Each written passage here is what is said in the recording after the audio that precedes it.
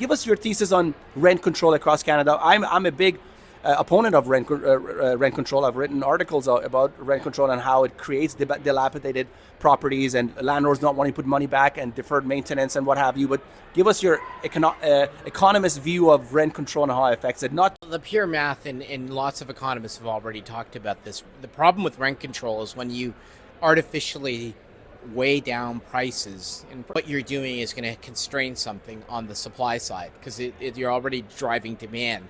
And so theoretically, rent controls have always been, not advocated by economists, because what you're doing is creating a market externality by inducing a constraint on supply.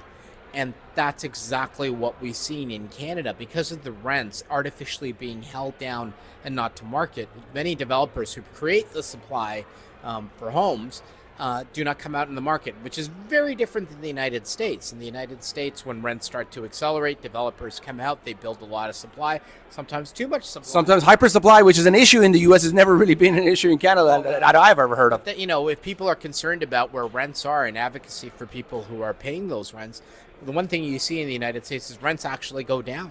And that's a great thing, because oversupply means that rents move with where the market could be. Unfortunately, in Canada, that's not the case. You're stuck at a rental rate and prescribed to grow at a certain level. So the problem with that is that the market, the actual market rate in Canada can be completely disconnected from where the market actually is. And that's why the supply gets constrained, is because there's a distortion created in the market. I would say that the biggest problem for Canada right now is the fact that, 40, 30 years of rent controls have led to a huge deficiency in actual supply for multifamily. And now when developers are now starting to come out and build, they still can't build at a rate that's affordable for most people. So they're seeing a lot more vacancy in the new units that are there. There's no trickle down that's happening.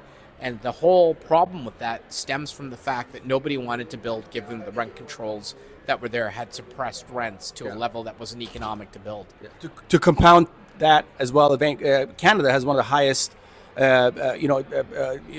adjusted for currency exchange and what have you, one of the highest construction costs in the modern world as well. So